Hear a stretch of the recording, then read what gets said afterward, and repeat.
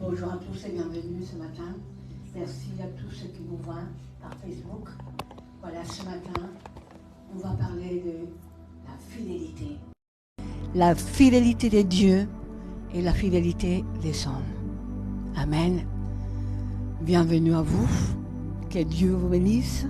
Et merci pour s'avoir connecté ce matin. Et on va commencer la prêche ce matin. La fidélité. Je disais, Dieu est fidèle. Et si tu es fidèle, tu as une récompense de la part de Dieu aussi. Amen. En Exode 19, 5, 6, il nous parle de ça. Deutéronome 7, 12, 15. Jérémie 7, 23. Mais attention, la fidélité est une voie à double sens. Je viens de dire fidèle, infidèle. Amen. Lévitique 26, 1, 13. Quelqu'un peut me la lire, s'il vous plaît? Lévitique 26, 1, 13. Qu'est-ce qu'il nous dit, la parole de Dieu? On va travailler un peu avec la parole de Dieu ce matin. Quoique toujours on travaille avec la parole de Dieu. Quand on prêche la parole de Dieu, il doit être toujours présent. Amen. Lévitique 26, 1, 13. C'est un peu long. Quelqu'un peut la lire?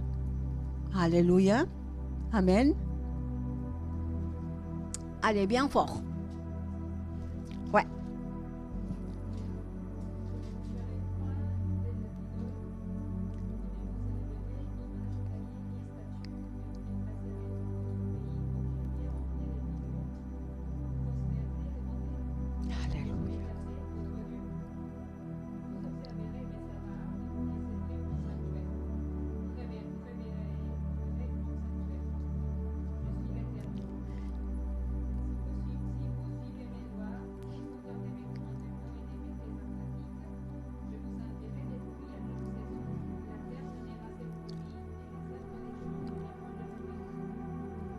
Alléluia.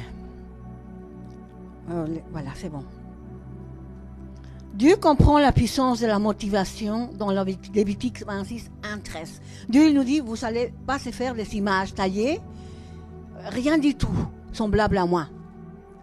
Rappelons-nous que Dieu est un Dieu jaloux. Amen. Et alors, comment est-ce que nous, de quelle façon nous devons être fidèles à lui? En croyant seulement en lui. Les images taillées, les petits feuilles que des fois, il y a beaucoup de gens qui apportent dans son portefeuille. Ça, il n'aime pas le Seigneur. Alors Dieu, il nous appelle à la fidélité. Tu dois aimer un seul Dieu. Il nous dit, tu ne te feras pas de Dieu. Et regardez, dans Lévitique 26, 1, 13, il promet aux Israélites des bénédictions qui changent la vie. Si toutefois ils lui obéissent et observent ses directives, ils prouveront qu'ils se fient à lui. Ça veut dire qu'ils vont avoir la confiance en lui. En retour, il y a toujours un retour, attention. Il les comblera de ses dons d'amour. Cet arrangement caractérise la relation d'alliance de Dieu avec son peuple. Amen. Malgré tout ce qu'il avait fait le peuple d'Israël, je ne sais pas si vous vous rappelez, il demandait à Dieu, Dieu il les donnait, mais encore il se retournait de Dieu. C'est ça l'infidélité. Des fois, vous savez, nos vies, quand il va bien, on est heureux, on est tranquille, voilà. Mais une fois que notre vie, ça arrive, dans notre vie, ça arrive quelque chose, une petite chose, on se dit, Dieu, il n'existe pas. Oh Dieu, où était-tu quand j'étais en train de passer cette situation? C'est pas Dieu les problèmes. Les problèmes, c'est toi-même. Dieu t'a dit, il t'a rappelé, Dieu le rappelait à son peuple d'Israël. Venez à moi, revenez à moi, revenez à moi 1000 fois. Et le peuple d'Israël, qu'est-ce qu'il faisait? Il tournait le dos à Dieu. Et des fois, ça nous arrive la même chose à nous. On est infidèle. Mais notre Dieu, il est toujours fidèle. il nous dit qu'il nous aimera, il nous bénira, mais pour un moment, oui, quand il y a des choses, voilà, oui, merci Seigneur, merci. Mais après, encore, on lui donne le dos. Et c'est ça qu'il n'aime pas, le Seigneur. Amen. Il nous dit, Moïse dit ceci de Dieu. Il vous aimera, vous bénira, vous rendra nombreux et il bénira vos enfants. Il vous bénira par tout ce qui produiront dans vos terres. Votre blé, votre vin nouveau, votre huile fraîche et en accroissant les portées de votre gros et de votre petit bétail sur la terre qu'il a promis par serment à vos ancêtres et de vous donner à vous-même. Deutéronome 7, 13. Alors, il a promis à son peuple de lui donner tout. Quand Dieu il te dit, je veux te bénir, je veux que tu sois prospère, c'est qu'en tout,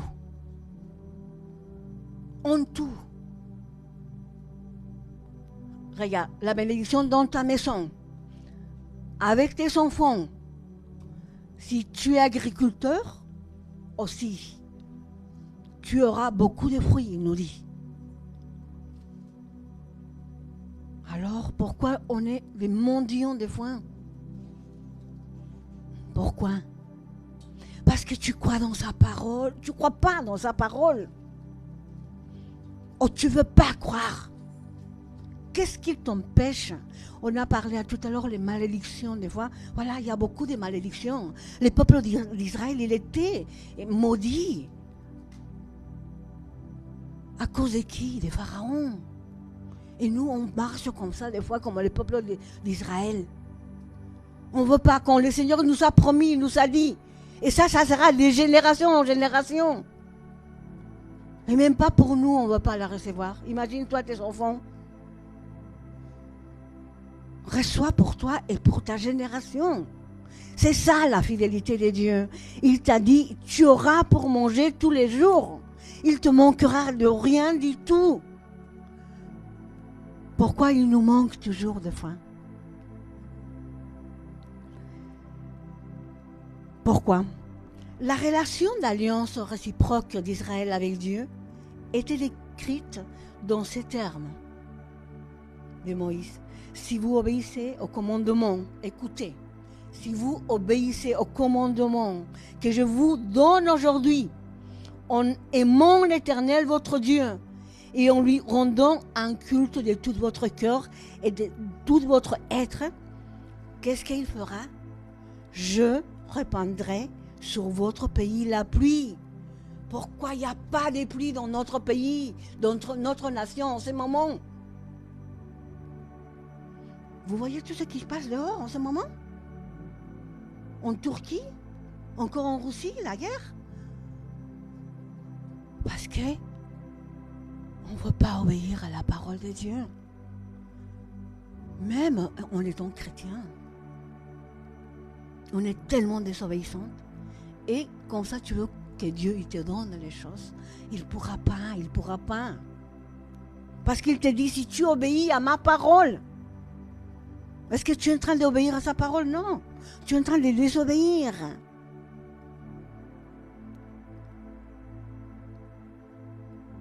En aimant l'Éternel, votre Dieu, et en lui rendant un culte de tout votre cœur et de tout votre être, je répandrai sur votre pays la pluie au temps opportun, la pluie d'automne et la pluie de printemps, et vous aurez de belles récoltes, des blés, du vin nouveau et de l'huile. Je ferai croître l'herbe dans vos prés pour votre bétail, et vous mangerez à satiété. C'est ça qu'il nous promet le Seigneur. C'est ça sa fidélité à lui. Il ne nous a pas créés pour être malheureux, tout le temps dans la misère, tout le temps dans les besoins. Non. C'est pour ça qu'il nous dit, Dieu, il est un Dieu fidèle des générations. C'est pas seulement maintenant, C'est pas seulement avec son peuple d'Israël. Non. Avec nous, parce que nous sommes aussi ses enfants. Amen. Voilà la fidélité de Dieu. Il a fait une alliance avec les patriarches. Qu'est-ce qu'il a dit à Abraham? Je bénirai à toutes les familles de la terre. À toutes les familles. Et tu es là dedans. Tu es compris dans cette famille. N'oublie pas. Maintenant, je vais parler d'une autre. De la fidélité entre un homme et une femme. De la fidélité entre les amis. La fidélité d'un mariage. Dieu, quand tu te maries, Dieu il nous dit, jusqu'à que la mort vous sépare. Amen. Dieu fait la union entre un homme et une femme, toujours. N'oublie pas ça. Et après, il nous dit jusqu'à que la mort nous sépare. C'est vrai que la vie des couples, c'est pas facile. Chacun a son caractère, sa manière de voir les choses, ses petites coutumes, petites choses que l'autre ne connaît pas. Et petit à petit, avec le temps, les choses ils sortent. Amen. On se fait connaître l'un à l'autre et des fois, il y a des problèmes. J'aime pas ça et beaucoup de gens, malheureusement, à cause de ça, ils se divorcent. J'ai pas aimé de toi ça, tu m'as pas donné ça, tu m'as pas fait ça, et voilà. Il part, ça c'est l'infidélité d'un homme, une femme. Pourquoi on fait ça? Parce qu'encore on désobéit à la parole de Dieu. Vous savez que des fois on n'est pas conscient de ce qu'on est en train de faire. Les mariages, c'est quelque chose de sérieux. On ne peut pas jouer avec nos vies, l'un comme l'autre. On ne peut pas se maudire, on ne peut pas être malheureux. On ne peut pas dire, bon, bah maintenant, je ne veux plus de toi et au revoir. Non, désolé, non. Tu es infidèle. C'est ça qui nous dit la parole de Dieu. Parce que tu avais dit, tu l'avais promis à l'église, jusqu'à que la mort nous sépare. Et c'est dommage que dans nos jours, de plus en plus de couples qui se divorcent, 40 ans de mariage, 30 ans de mariage, ils se divorcent. Parce que des fois, il y a des couples qui se tiennent à cause des enfants. Ça, c'est un autre problème. Beaucoup de couples, je connais, qui me racontent. Je me tenue à cause de mes enfants. Maintenant, mes enfants, ils sont adultes. Voilà. On s'est divorcé. On s'est séparés. Hommes et femmes, la parole de Dieu, il vous dit, à l'homme, aimez vos femmes. Continuez à l'aimer à vos femmes comme quand vous étiez jeunes. Pourquoi tu as laissé de lui dire je t'aime, de lui ramener une petite rose comme quand tu étais fiancé? Pourquoi tu oublies de lui ramener un petit thé au café, au lit? Si tu as oublié, recommence. C'est ça qui fait vivre un couple. Femme, prépare-lui son plat préféré. Quand il arrive du travail, essayez d'être toujours contente quand il arrive et lui dire voilà, tu m'as manqué. Des petits mots comme ça, que aussi l'homme il a besoin qu'on lui dise. Vous savez, la fidélité dans nos jours, c'est très rare. Et dans l'église, cette grande gangrène, il est en train de rentrer aussi, malheureusement. Des chrétiens fidèles, il y en a très peu. Mais il y en a, heureusement. Et dans notre église, il y en a des gens fidèles. Des gens fidèles, je vois. Et pour ça, mes frères et sœurs, je vous remercie. Je vous félicite. Franchement. C'est quelque chose qu'on doit tenir à notre Dieu. Mon église, Seigneur, je dois être là. Je ne dois pas la quitter. Dans toutes les églises, il y a des problèmes. Dites-moi où il y a une église où il n'y a pas de problème. Je ne crois pas. C'est comme un couple, c'est comme Dieu et son église. Voilà. Dans toutes les églises, il y a des problèmes. Rappelle-toi de ça. Mais tu dois marcher en regardant à Jésus-Christ. Rappelle-toi que tes pasteurs, ils ne sont pas parfaits. Les leaders, ils ne sont pas parfaits. On s'est construit, on apprend pour être fidèle. Amen. Et comment on apprend la fidélité? En obéissant à sa parole et en la mettant en pratique. Comment tu es fidèle, homme ou femme, à ton couple?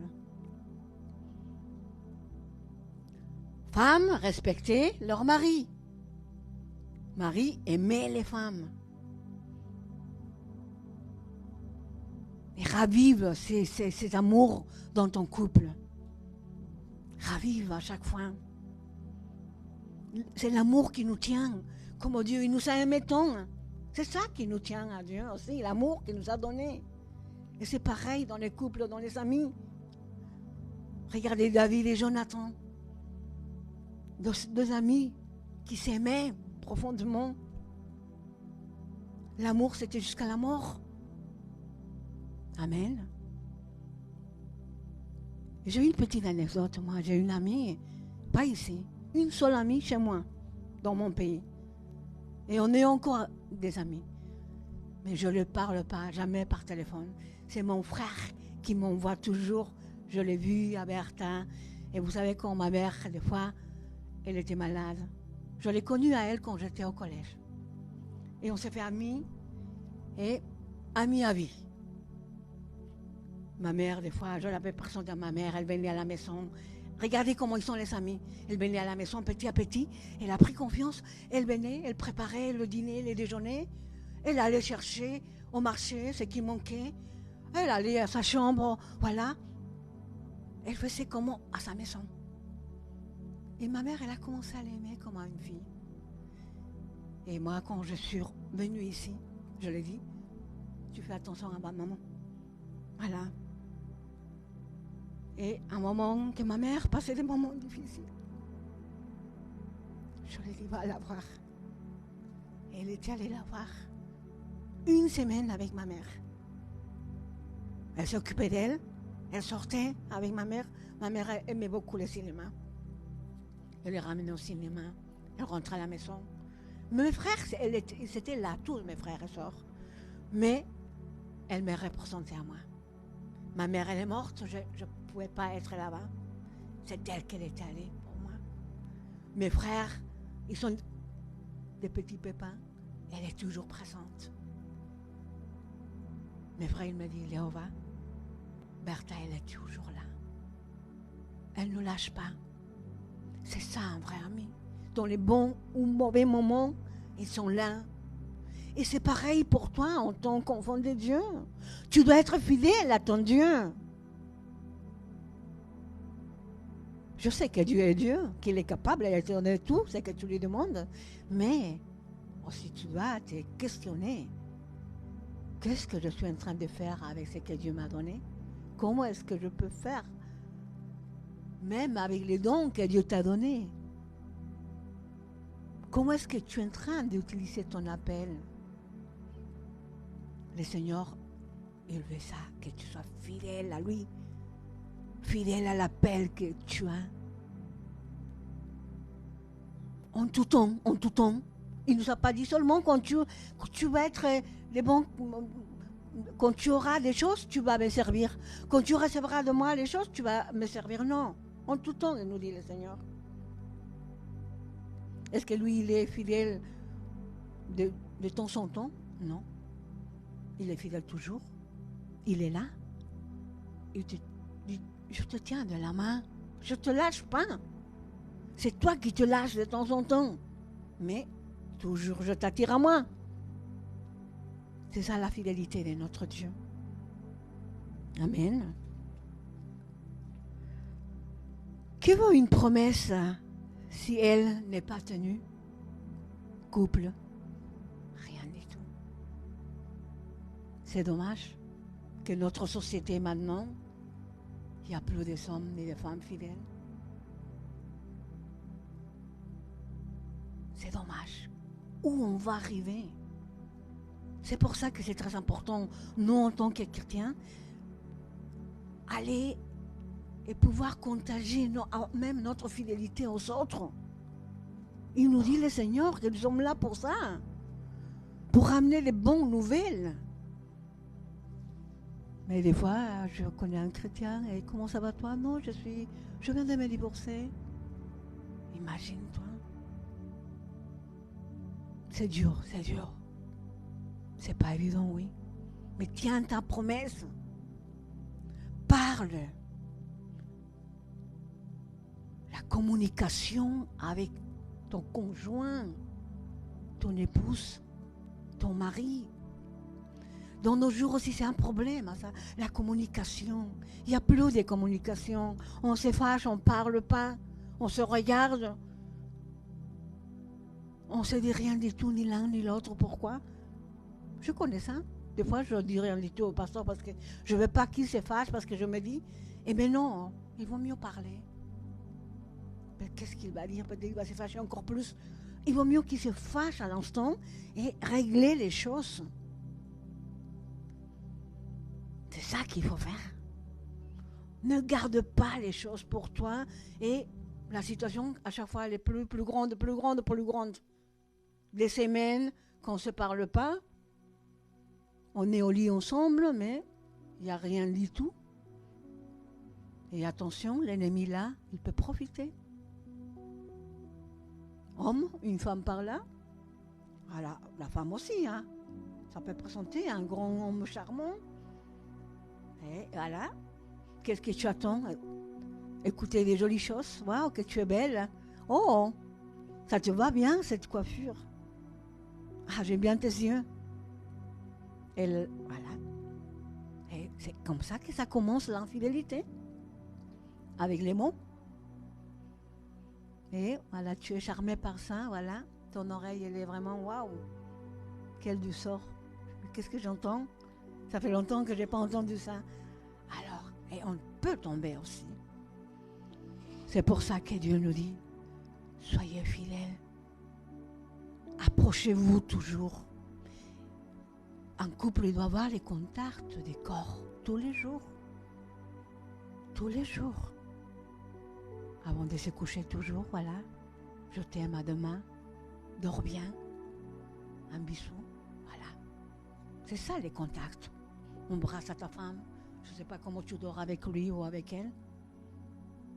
Des petites choses qui ça nous aide à être vraiment proches l'un de l'autre. C'est comme Dieu, pareil.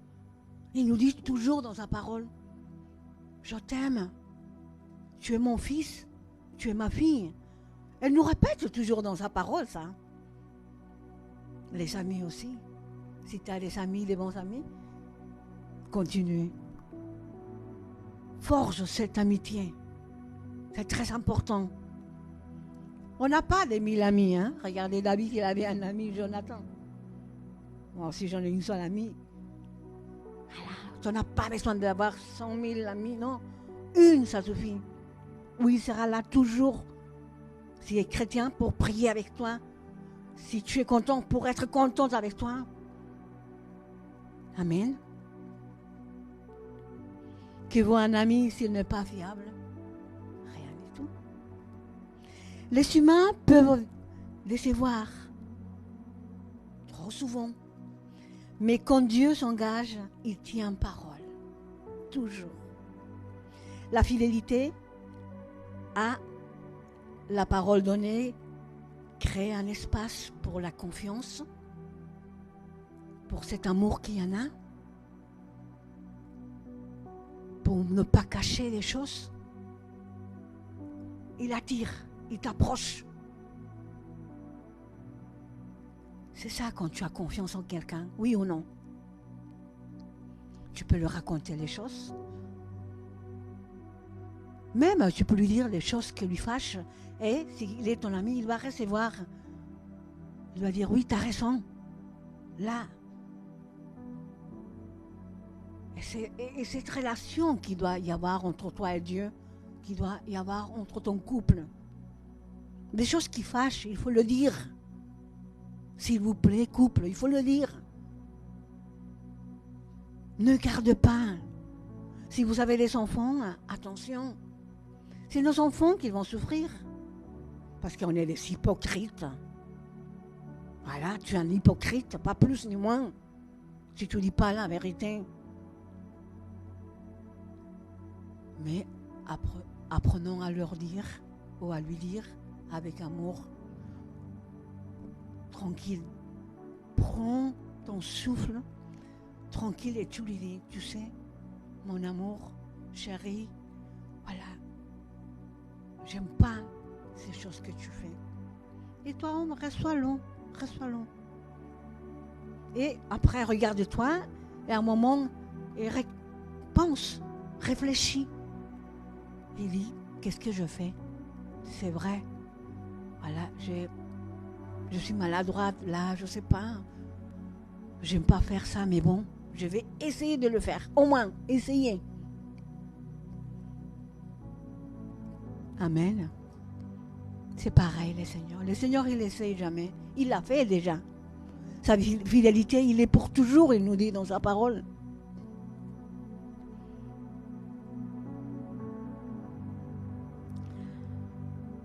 Et là, chacun peut s'engager, compter sur l'autre et construire des relations vraies et fructueuses, profondes. Or, écoutez maintenant, toute trahison crée de la souffrance, mais tout ne s'arrête pas avec notre infidélité non plus. Dieu croit en nous et il est là avec un amour inconditionnel, nous remet dans le droit chemin, avec beaucoup d'amour. Femme, homme, avec beaucoup d'amour. Si tu veux corriger tes enfants, beaucoup d'amour. Je sais que quand on est en colère en tant que parents, des fois il n'y a pas d'amour. Mais essaye de les calmer un peu et lui corriger. Mets-toi à son hauteur de ton enfant. Jésus a reçu jusqu'au bout la fidélité humaine. Et il est le témoignage visible de la fidélité de Dieu. Rappelez-vous que quand Jésus il était sur terre, il a fait tout ce que son Père il a dit de faire. C'est ça la fidélité. Il n'a pas renoncé à rien du tout, même à la mort. Il ne voulait pas, ainsi comme nous. Il était un être humain, rappelez-vous, qu'il était un être humain comme nous. Il avait mal, il souffrait. Mais il devait le faire. C'est pour ça que Jésus est venu sur terre, pour nous enseigner toutes ces choses-là. C'est pas pour rien qu'il s'est fait homme. On a un exemple en Jésus-Christ. Alors, essayons de suivre Jésus, l'exemple qu'il nous a laissé sur terre. La fidélité. Hommes et femmes, n'oublie pas.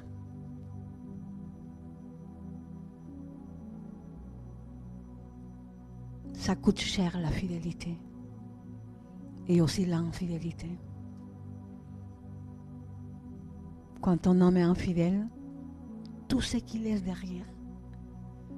Une femme divorcée, des enfants sans père. Des fois, les hommes ils s'en vont, ils ne se rappellent même pas qu'ils sont des enfants. Vous vous rappelez comment il grandit cet enfant? Des fois, c'est pour ça qu'on se dit, pourquoi mon enfant il est comme ça? Voilà. Et toi, mère, tu es là pour couper cette malédiction aussi. Si tu es mère célibataire, il faut que tu coupes cette malédiction pour tes enfants. Parce que ça va venir de génération en génération. Amen. Le Seigneur te parle ce matin. Rappelle-toi, Dieu est fidèle. Et il faut que tu sois fidèle aussi. Commence la fidélité avec lui. Ou peut-être avec toi-même. Une femme qui se respecte est fidèle à soi-même. Fait attention de son corps. Fait attention de son intelligence. De tout ce que Dieu lui a donné. Un homme qui se respecte, c'est la même chose. Ça veut dire que tu es fidèle à toi-même. Si tu n'as pas appris à être fidèle avec toi-même, tu ne peux pas être fidèle avec personne. Amen. Tu ne peux pas changer des copains, des copines à chaque instant. Le peuple de Dieu, ça n'existe pas en nous, saints. Une jeune fille, elle doit arriver au mariage pour avoir ses premières relations sexuelles. Et si tu ne l'as pas eu, tranquille, je ne t'accuse pas. Mais maintenant, tu sais déjà, tu connais. C'est ça la fidélité aussi. Faire respecter à ta fille, à ton fils. En tant que garçon aussi, il doit arriver vierge à son mariage. Mais ça, dans nos jours, personne parle, personne dit. C'est dommage. Vous imaginez cette société comme il serait? Tant de souffrances, tant de guerres, tant de malédictions, à cause de toutes ces choses-là, mes frères et sœurs. On est infidèles en tout. Les parents aux enfants, on lui dit, bon, bâton maintenant, ça c'est aussi une partie de l'infidélité. Tu ne peux pas mettre à la porte à ton enfant, voilà, quand il n'est pas encore dans la mesure de sortir et vivre toute seule. Nous, les parents, on a les enfants pour les aider jusqu'au dernier moment. Je ne sais pas comment est-ce que vous pensez. Moi, je suis comme ça, je dis, non. Mes enfants, ils sortiront de ma maison mariés.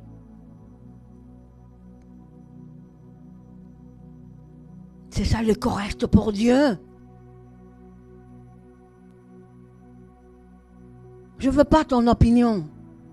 Non. Simplement que tu obéisses à Dieu. On en a assez des opinions de tout le monde. Je peux pas, je veux pas. Au nom de qui tu viens? C'est pour ça que notre pays il est tel qu'il est. Ils nous promettent beaucoup de choses. Voilà, l'infidélité s'est cassée. Et voilà. Et maintenant, tout les désordres qu'il y a dehors.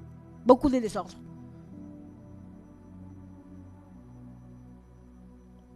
Qui a choisi le président? Le peuple. Alors, et après, on est en contre du président. Attends, assume tes responsabilités aussi. T'as la fidélité. Amen. Alors, nous, on va commencer à être fidèles à notre Dieu. Amen. Être fidèles les uns aux autres. Dans notre église, il faut nous garder entre nous aussi. Personne ne doit parler mal de notre pasteur. Si tu écoutes, tu lui dis, tais-toi. Je ne lui connais pas, mon pasteur. Personne ne doit parler mal d'aucun de nous ici. Si tu écoutes, non. Attention. Dis-lui, il est où ta fidélité?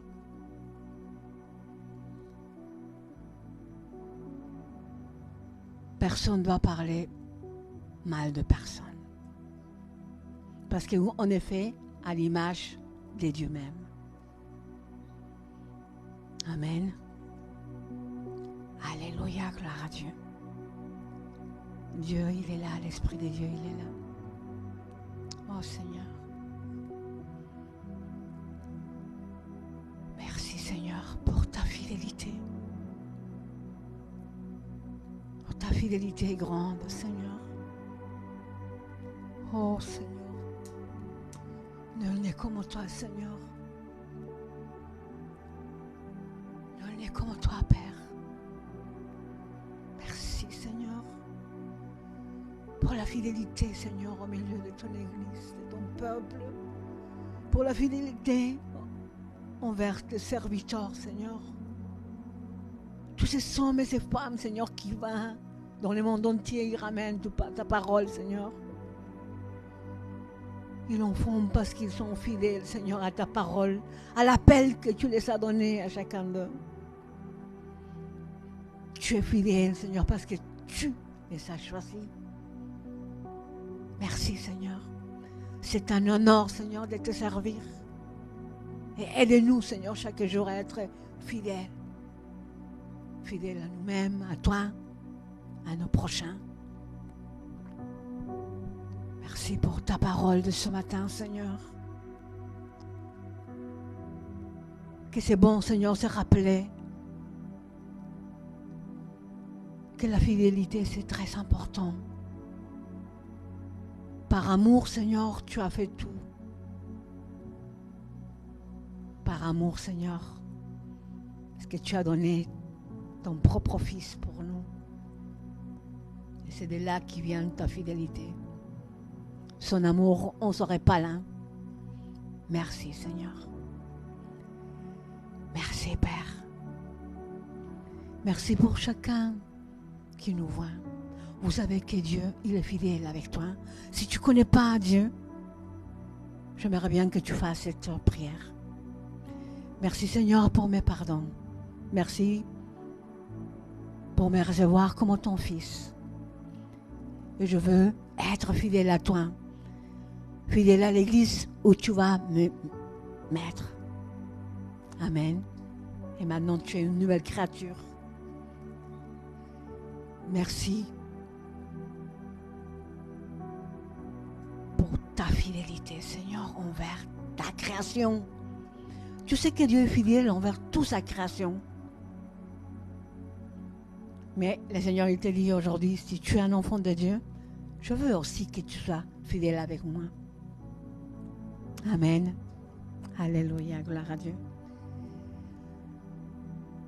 On va se lever, s'il vous plaît, on va prier au Seigneur. Je vais prier aussi pour tous ceux qui nous voient. Merci, Seigneur, pour ta parole ce matin. Merci pour toucher, Seigneur, les cœurs, ceux qui nous voient, Seigneur. Si tu ne connais pas cette mot fidélité, je te dis, fidélité, c'est le respect envers l'autre. C'est une amitié véritable envers les autres. C'est avoir confiance envers l'autre. C'est partager beaucoup de choses avec l'autre. Et comme on dit la parole de Dieu, comment je peux te présenter la fidélité entre un homme et une femme, le couple. C'est ça la fidélité, un, jusqu'à ce que la mort le sépare. Et pareil pour toi. C'est ça que veut le Seigneur. Je te bénis, homme de Dieu, femme de Dieu. Va de l'avant. Tu sais que ta vie, il est dans les mains du Seigneur. Amen. Notre Dieu il est bon. Et je te dis à la semaine prochaine. Que Dieu te bénisse. Et merci pour tout.